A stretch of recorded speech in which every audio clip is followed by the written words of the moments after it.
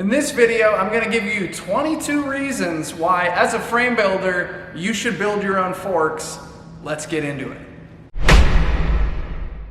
So here at Cobra Frame Building, we just released this tool to the public. This is a fork building fixture. It's on our website for sale. It's in stock. I'm proud of it. I think it's awesome. We're going to do some videos about this product, but I wanted to make a series of videos about forks, and this one is 22 specific reasons why building your own forks is just awesome generally. And so let's get into it. I got a list here on my phone to try and remember all 22 of these.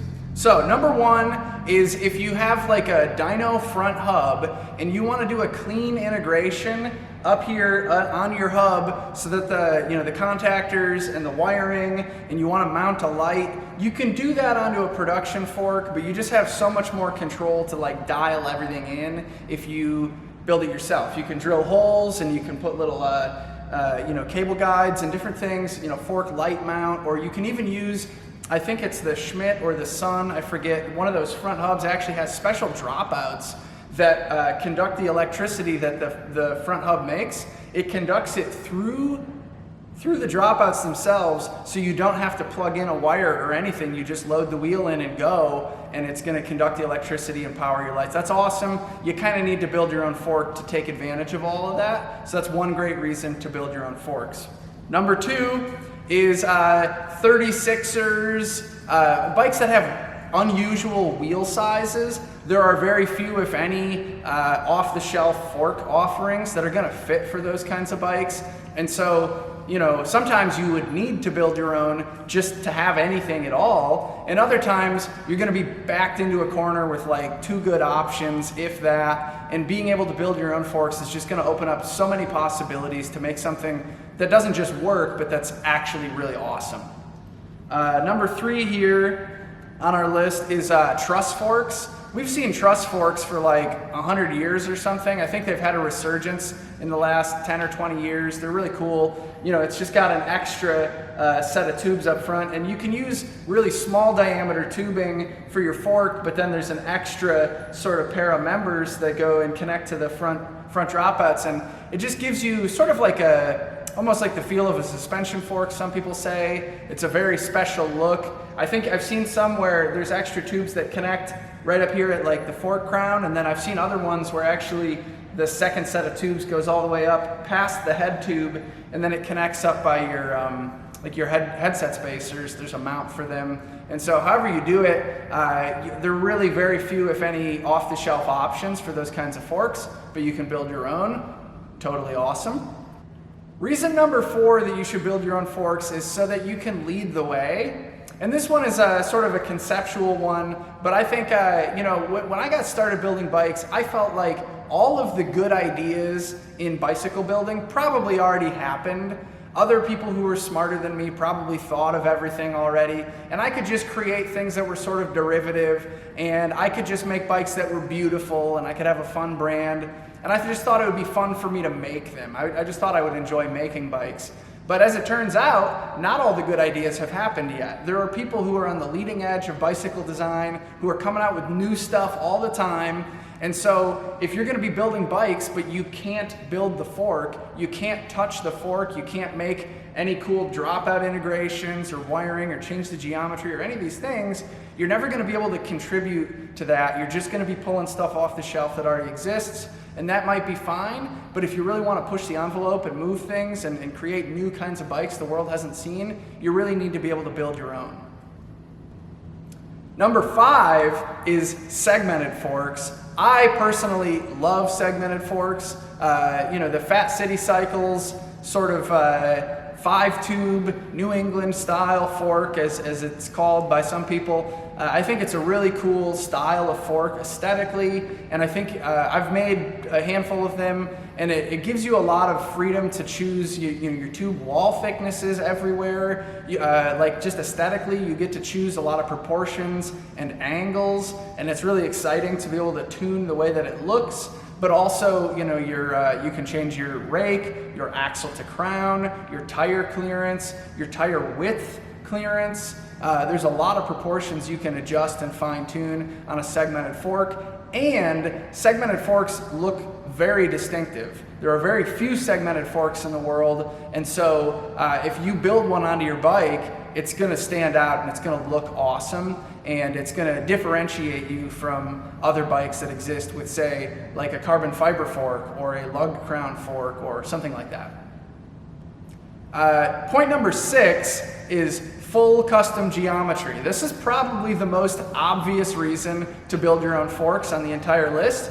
But if you're a frame builder, you can just build the bike frame and you can throw components on. You can throw on cranksets and seat posts, and you could just throw on an off-the-shelf fork, like a suspension fork or a carbon rigid fork or whatever. But when you can build your own fork, obviously, you can tweak the geometry of things. And you know, you have to ask yourself, are you a bicycle builder or are you a frame builder? And if you're really thinking kind of holistically about the whole bicycle, you need to be able to build forks at least some of the time, is my opinion. Point number 7 is being able to tune the fork based on the material characteristics. So, you know, what tubing diameter are you going to use? What tubing are you going to use? What alloy? You know, what the tapering profile? Where do you put the bend? I know some people would claim that like let's say you had a lugged crown fork for your road bike, and you had the traditional sort of tapering ovalized fork blades. Some people have made the argument that when you actually use a straight crown and you put the bend or the rake into the fork legs, that has more compliance, that's, you know, it's a softer ride than the ones that have like the 7-degree angle cast into the fork crown and then the legs are straight.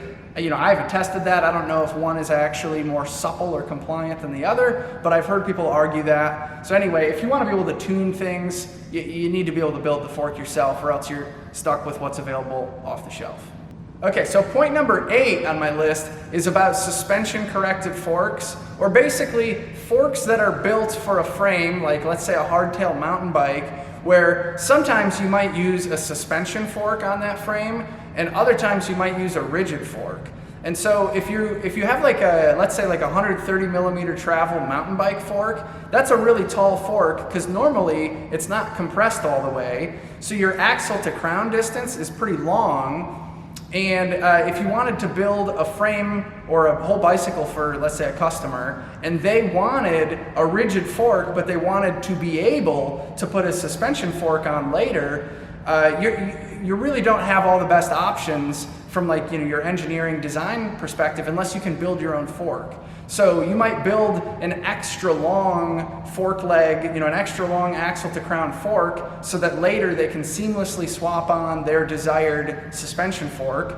And the more travel that the fork has, typically the longer it is. And so there's just a limited number of options of forks on the market. And to get one that has the hub standards you want, tire clearance you want, strength you want, all these characteristics, you just might not have many options. And also you should consider that sometimes you want to build a non-suspension corrected rigid mountain bike fork. Let's say you're building like a single speed, fully rigid 29er mountain bike for somebody who wants a no frills, full rigid bike. They're never going to throw on a suspension fork. You can actually realize some benefits by going with a shorter fork. It's inherently stronger to make the fork legs shorter. They have less of a leverage arm working against them. And you can make the head tube of the frame longer. There's some benefits there. But if you can't independently control these variables to get what you want, you know, it's hard to really provide that full, deep custom experience.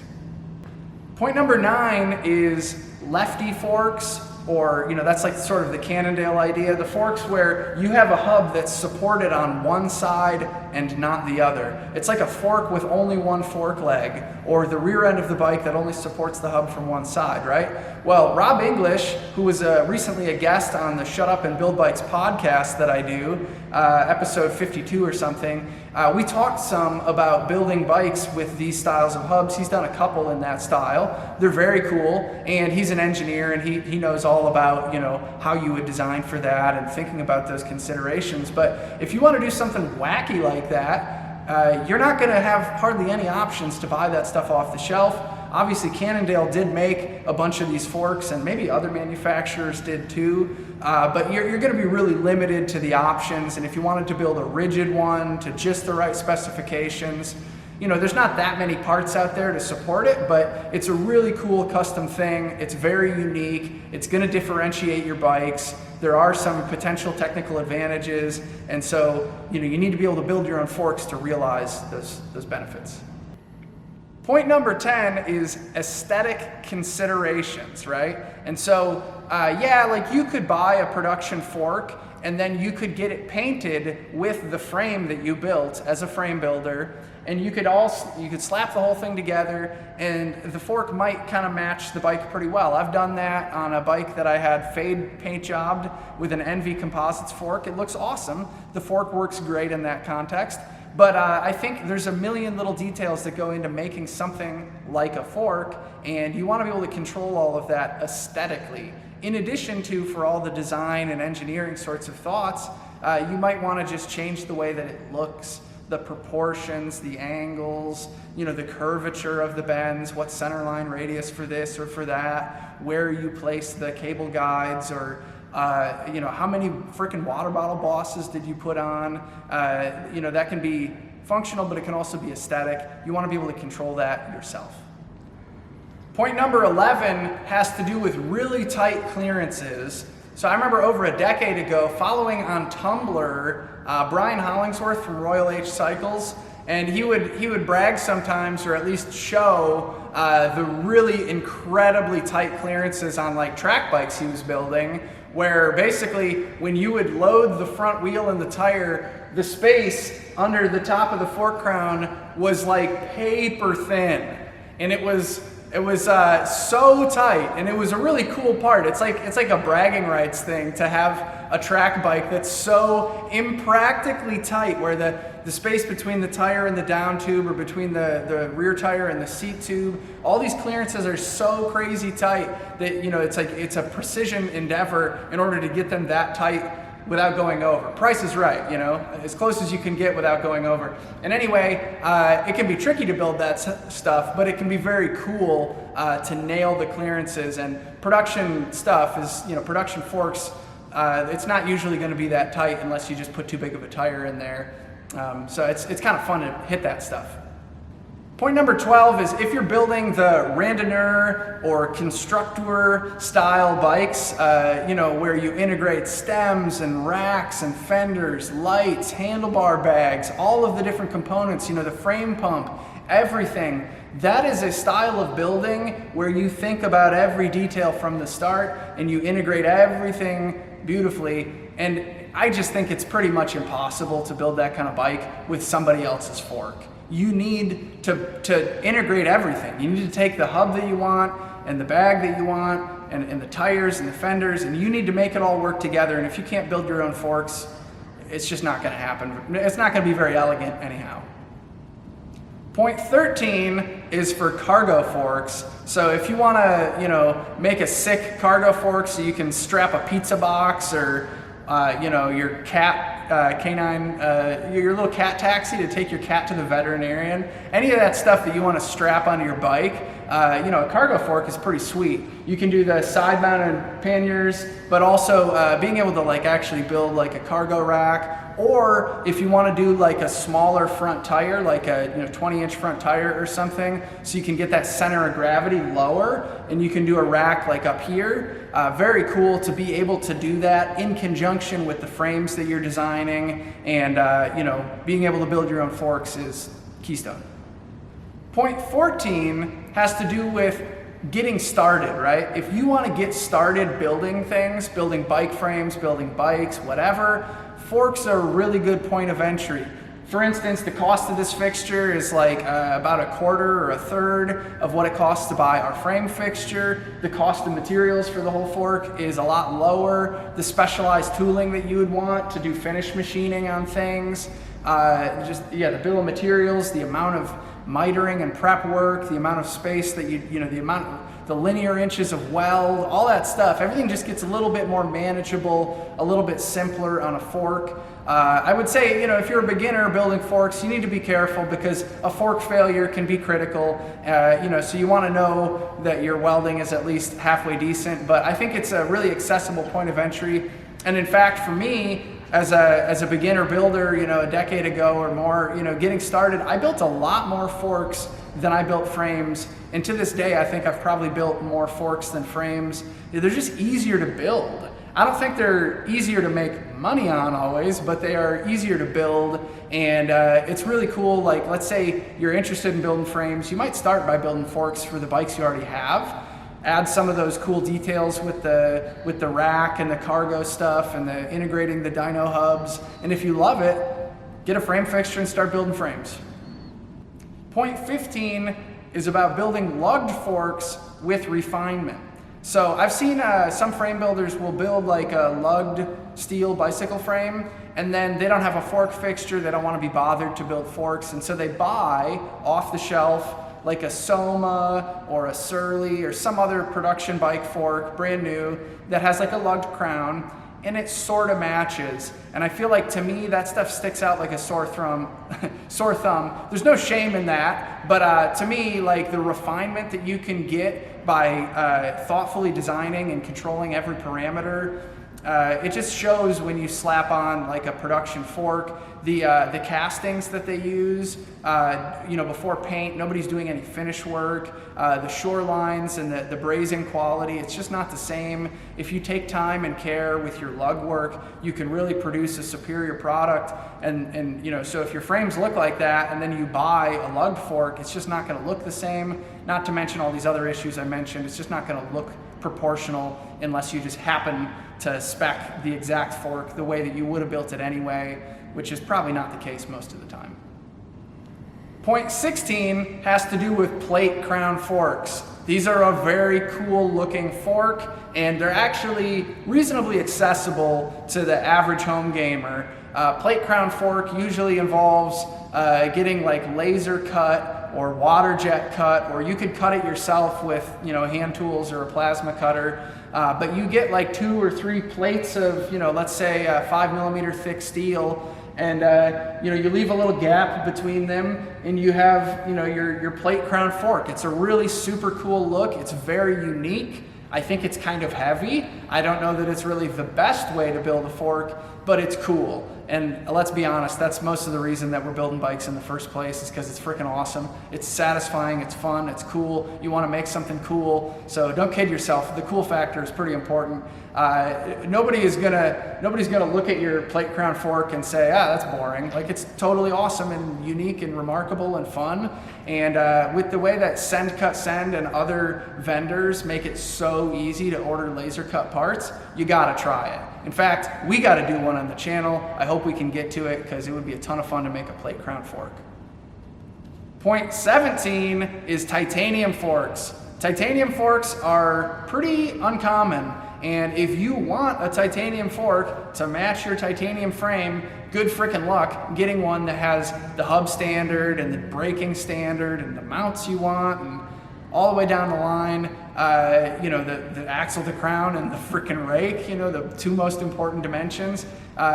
You need to be able to build your own stuff, right? That's kind of the whole theme of this video. Make what you want on your terms. And when it comes to titanium, there are very few options, especially if you wanted to do something like a titanium crown with like bonded in carbon fiber fork legs on like a segmented fork or something.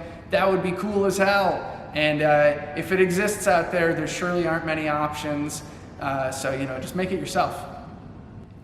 Point 18 is tandem forks. Now, I haven't really researched how many components are out there when you go to build up a tandem, but I have to imagine the options are sort of limited. Tandem bikes have all their own unique considerations, right? You have a lot more weight on the same 2 wheels. I know that some tandem forks have special fork blades. I've seen like Columbus tube sets, I think, where they have like a tandem fork crown and tandem fork legs.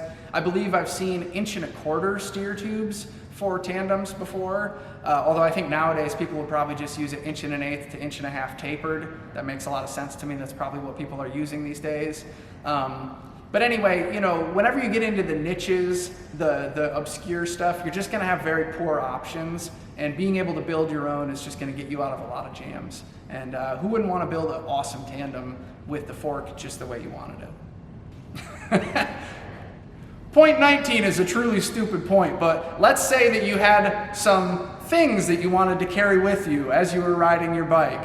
What could it be? You could make a storage compartment hidden in the leg of your fork, and then you could carry your weed with you and you know, get it to where you're going. To some people, I've seen people do that sort of thing a lot with bike components and bike parts, is having little contraband storage areas or like one-hitters or something built into the fork. You could do that if you're making your own fork, not so much if you're trying to buy something off the shelf. Point 20 is handlebars on pursuit bikes. Y'all ever seen that? Those little funny bikes where the front wheel is smaller and the rear wheel is huge, and it's like a little track bike where the handlebars get you way down in Alabama and you're reaching way down there. They actually mount like a little handlebar clamp up here on the top front of the fork. That's some weirdo stuff. You're not gonna find a fork like that on QBP. I'm pretty sure you're not. But you could make something totally bonkers and weird and custom like that if you make your own stuff. So, you know, what a good reason to you know, build your own forks if you're trying to make wacky pursuit bikes. Point 21 is it's all about how you rake it. Right? And so, you know, this fork has straight legs that are kicked off at an angle, so the angle occurs right here between the steer tube and the fork blades. But let's say that they pass straight and then there was a bend. People call that like raking the fork blades or bending the fork blades. But that's actually like a very personal and aesthetic kind of thing. The very crude fork bender that I used for the fork blades that I would bend, I had a 6-inch and an 8-inch radius die, and they produced a very different look. You know, like sportier road bikes in the 70s and the 80s that I preferred the aesthetic of generally. They had a larger radius, like that 8-inch radius. I thought that looked pretty nice. And then you would have something like, you know, like a rando bike or a constructor bike or a touring bike. They usually had a lower, tighter bend at the bottom. And so sometimes I know that I would see like a fork, a production fork, and it didn't have the right look. I wasn't happy with the way that it looked, and I wouldn't have wanted it on my bike for that reason alone. And so that, you know, in order to control that, you're also gonna need a way to bend your own fork blades. But again, that's part of the same thing. Like, that's why you should build your forks, is you can control things and you can express yourself and make what you want. Point 22, the final point on this list. It's wrapping up everything. Basically, you want to put the power in your hands. You want to be able to make your own stuff. That's the whole reason that we're building bikes. We're not trying to get rich quick, most of us. We're not trying to, I don't know, impress our neighbors or something. You just want to have the control, and you want to make what you want to make because it's goddamn satisfying to do so, especially when you're 2 years into a supply chain crisis, pandemic, global snafu, and you can't get the frickin' bike parts that you want when you want them. After all the Shimano bits and all the different things that you can't get your hands on, wouldn't it feel nice if you could at least manage forks on your own terms and get exactly what you wanted? It just feels really good to be able to help yourself, especially when the supply chain is upside down. I'm sure there are other reasons, but these are my 22 points. Thanks for listening.